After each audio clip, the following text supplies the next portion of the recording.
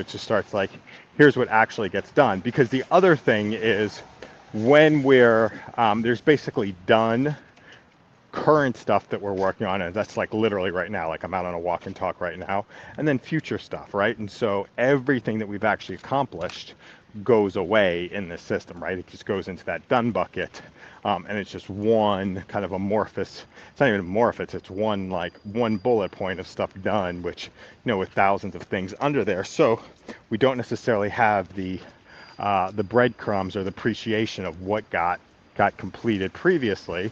So this allows for putting stuff on the calendar, putting stuff into a Notion database, starts to capture what got done at a what got done sometime, what got done sometime in the past, or to be like, hey, because we're just like the focus is always on the what's not done and what's not complete, and then there's the current experience of like, stress, overwhelm, or just ease, or kind of like excitement,